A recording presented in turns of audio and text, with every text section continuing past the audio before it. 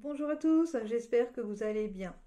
Alors cette semaine, on va parler de la tempête Xynthia qui a frappé la côte atlantique dans la nuit du 27-28 février 2010. Ça fait donc 11 ans aujourd'hui.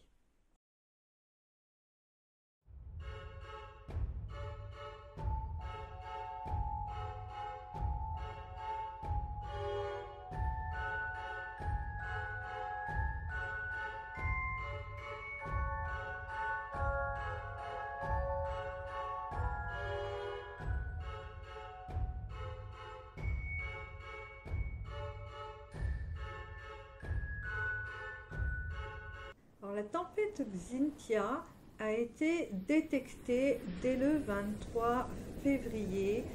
À l'époque, ce n'était pas encore une tempête, mais vu la dépression qu'elle était en train de former, c'était vraiment très probable qu'elle en devienne une. Le 25, tout s'accélère. Les images satellites montrent que la tempête se déplace très rapidement et elle est située à proximité des îles Madère. Les observations vont faire apparaître des anomalies d'altitude, ce qui conduit les autorités portugaises et françaises ainsi que les autorités espagnoles à déclencher les alertes tempête. Alors c'est une tempête extra-tropicale qui prend donc son intensité et ses énergies avec la température de la mer. Donc maintenant, les pays en sont certains, c'est un beau cyclone qui est en train de se former et on sait qu'elle va balayer une partie de l'Europe. Alors je vais m'arrêter plus principalement sur les côtes vendéennes, principalement à la Faute-sur-Mer, où il y a eu 29 morts suite aux submersions marines. Cette tempête au nom de déesse fut une des tempêtes des plus meurtrières, surtout sur la côte atlantique. On est donc dans la nuit du 27 au 28 février 2010 et une grosse tempête est donc annoncée dès le milieu de l'après-midi et les conditions météorologiques sont inquiétantes. À 16h30, Météo France envoie un bulletin météo au préfet. Ils mettent 4 départements en alerte rouge et 54 départements en alerte orange. Météo France signale des risques d'inondations importantes. Ce qui risque d'être problématique, c'est le fait que le maximum de vent fort coïncide avec la marée haute à 4h25 du matin. Donc je pense effectivement pour la Chambre-Maritime, la problématique essentielle va être la submersion littorale. Une cellule de vigilance se réunit à la préfecture et les autorités se préparent à une tempête de même intensité que Lothar et Martin en mai en 1999, sans tenir vraiment compte du signalement d'inondation émis, car ce jour-là, la mer a un très fort coefficient de 102. On va donc demander simplement aux maires de surveiller un peu plus les digues, sans pour autant informer la population des risques d'inondation. On leur demandera donc simplement de rester chez eux et de bien s'enfermer, une chose qui fera l'horreur qu'on a connue. À 20h, pompiers et habitants constatent que les vents soufflent de plus en plus fort. Des rafales de 131 sont relevées au Sable d'Olonne. À 1h du matin, l'eau commence à rentrer dans les maisons et les premières interventions des pompiers commencent donc. Rapidement, les événements s'enchaînent. Le standard des pompiers est alors pris d'assaut par les appels. Il y a des montées des eaux qui sont de plus en plus importantes au départ au niveau de Saint-Gilles-Croix-de-Vie. Mais rapidement, c'est des appels qui vont venir de la Faute et de l'Aiguillon-sur-Mer qui vont vraiment être des plus inquiétants. Le premier pompier qui va être alerté sur la Faute-sur-Mer va juste recevoir un message d'alerte lui signalant qu'il y a des fuites d'eau. Donc il prend son véhicule, il a quand même énormément de difficultés à conduire parce qu'il y a des bourrasques de vent qui sont vraiment très fortes et il se dirige donc vers sa caserne. Malheureusement, quand il arrive là-bas, bon, il y a un autre collègue qui est déjà arrivé, et ils s'aperçoivent que la caserne est totalement inondée. Donc là, ils se disent que c'est pas que des petites fuites d'eau qu'il doit y avoir. Et bon, ils vont essayer de pénétrer dans la caserne. Ça va leur prendre à peu près 30 minutes. Ils vont récupérer le peu de matériel qui est au sec et vont tenter d'allumer les véhicules, voir ce qui fonctionne. Mais il n'y aura que les véhicules de secours eau qui seront en état de fonctionner. Bien entendu, leur bateau est au port, donc ils n'ont pas de moyens non plus de navigation.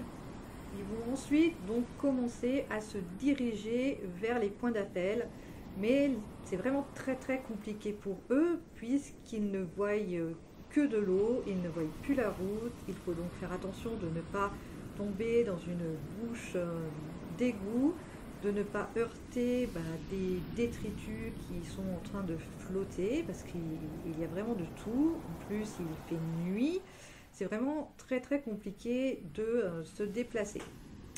Pendant ce temps-là, il y a une autre équipe au niveau de la Faute-sur-Mer qui, elle aussi, a été prévenue. Et c'est pareil, eux, ils ont pris leur camion, ils ont pris ce qu'ils pouvaient.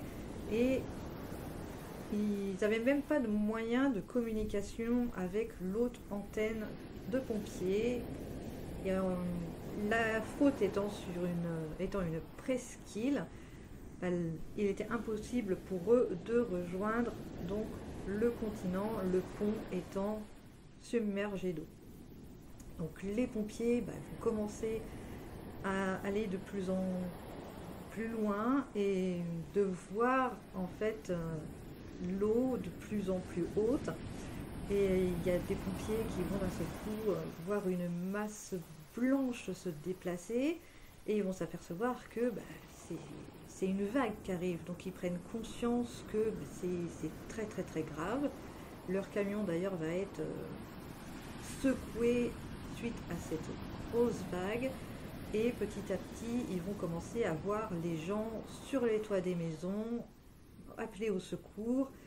Mais là encore c'est très compliqué pour les pompiers puisqu'ils sont seuls, les transmissions ne fonctionnent pas, ils sont vraiment sous-équipés. Et voilà, c'est vraiment très compliqué pour eux. Ils vont commencer à évacuer les personnes qui vont pouvoir évacuer. Mais là encore, ça prend énormément de temps parce qu'il faut évacuer les gens un par un. Il faut faire attention à ne pas tomber dans des bouches d'égout ou à ne pas se heurter à une voiture. Enfin, c'est vraiment très très compliqué cette nuit-là. Et surtout, ce qu'ils sont en train de vivre est vraiment horrible. Les maisons étant toutes de plein pied, la seule solution pour ceux qui le peuvent est de monter sur les toits. Malheureusement, l'eau montant toujours de plus en plus, ce seront 29 personnes, principalement des personnes âgées et enfants, qui périront noyées ou morts de froid cette nuit-là, prisonnières de leur demeure. Au petit matin, c'est une vision d'horreur que les habitants découvrent et des pompiers et sauveteurs de tout le département viendront en renfort afin de libérer les personnes de leur maison. C'est là qu'ils prendront également conscience de l'ampleur de la catastrophe. Le premier décès sera annoncé à 8 h du matin et va s'en suivre une vérification de chaque maison et le nombre de morts va augmenter au fil des heures. Le plus jeune garçon n'avait que 2 ans et il est mort de froid dans les bras de sa grand-mère qui a également perdu son mari cette même nuit. Je montais sur la poignée de porte avec le petit-fils dans les bras parce que l'eau arrivait. Et mon mari est venu me retrouver après, mais bon, lui est décédé tout de suite. Mon petit-fils a dû décéder, je pense, vers 5 h du matin, 6 h, je ne sais pas trop. Alors, il était dans mes bras, il est mort de froid.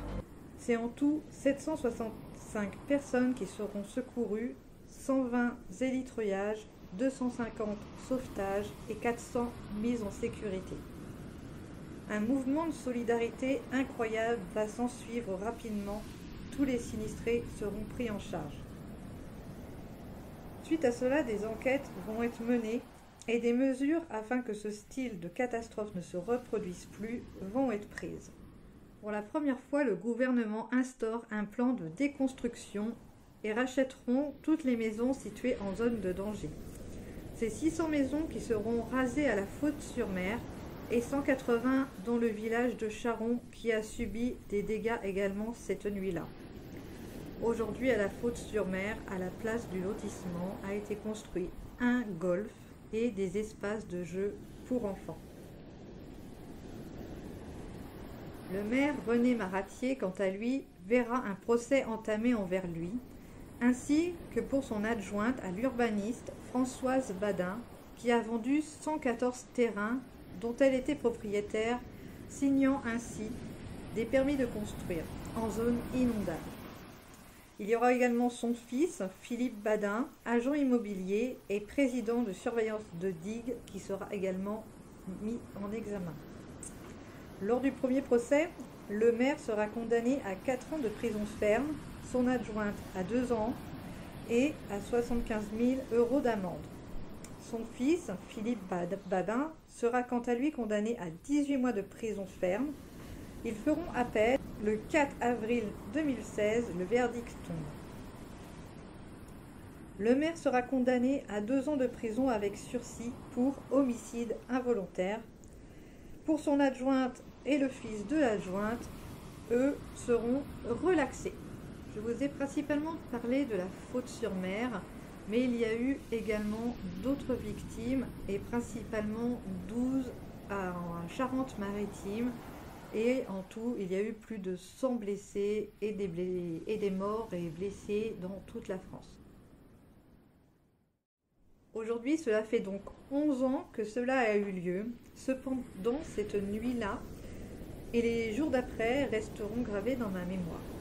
À cette époque, nous vivions à 60 km de la Faute-sur-Mer et je me souviendrai toujours de ce soir-là où nous avions un repas de quartier avec nos voisins dans une petite salle communale, et sur les coups de minuit, le vent commençant à bien souffler, avec mon mari, on s'est dit qu'il était temps de rentrer.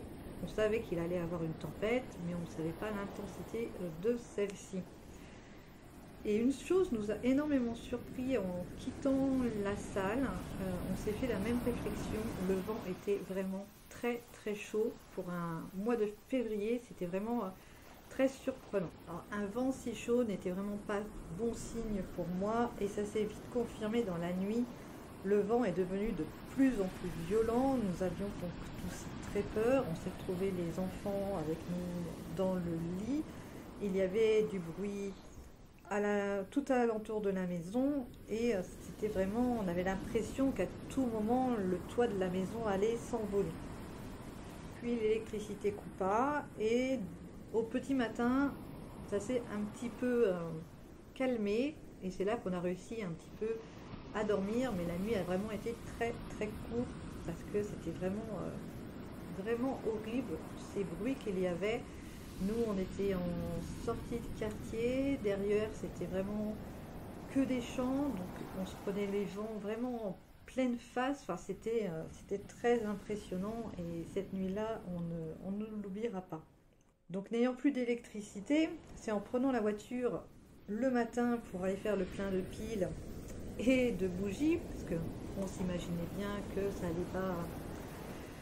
allait pas se passer comme ça, que nous avons appris ce qui s'était passé à la Faute. On avait réellement l'impression de vivre dans un film.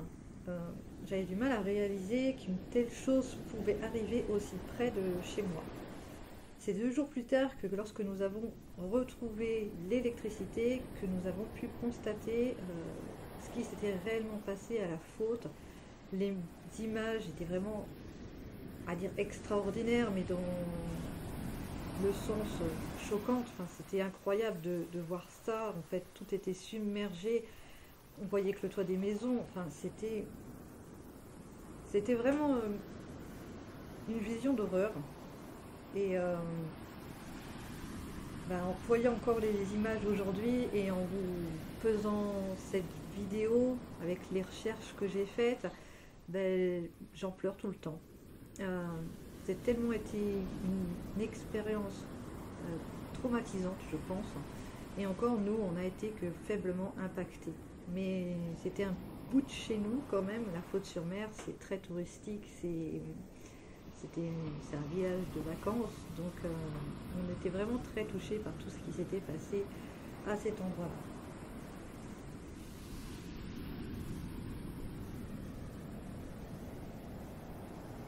Voilà pour aujourd'hui. Alors dites-moi si vous connaissiez ou vous vous rappeliez de la tempête Xynthia, parce qu'on parle souvent de la tempête Lothar et Martin de 99 qui avait aussi fait beaucoup de dégâts sur la France, mais je trouve que Xynthia, on n'en parle pas spécialement, ou alors je ne fais pas attention, mais moi comme elle m'a vraiment touchée, j'avais envie d'en parler, surtout que ce week-end, c'est le week-end anniversaire. Donc ça me tenait à cœur d'en parler. Et dites-moi ce que vous pensez des condamnations qu'il y a eu. Si pour vous c'est normal qu'au final, en appel, il y a eu quasiment que de la prison avec sursis et que l'adjointe et son fils aient été relaxés. Je trouve ça, moi, personnellement, un petit peu anormal parce que elle a vendu 114 terrains sur une zone inondable. Elle a signé les permis de construire. Son fils, agent immobilier, a construit les maisons. Et ils ont été relaxés. Donc voilà, en plus, lui, il était chargé de la surveillance des digues. Surveillance qui n'était forcément pas bien faite puisque les digues étaient en mauvais état. Après, est-ce qu'ils sont coupables? Est-ce que... Voilà. Dites-moi votre avis, donnez-moi votre avis, je suis curieuse de l'avoir. Et puis donc laissez-moi un commentaire. Alors voilà, c'est vraiment une histoire qui est très triste et donc qui a fait sur la France 47 morts. Il ne faut pas les oublier. Voilà, pour cette semaine, je vous souhaite une très bonne journée et à la semaine prochaine.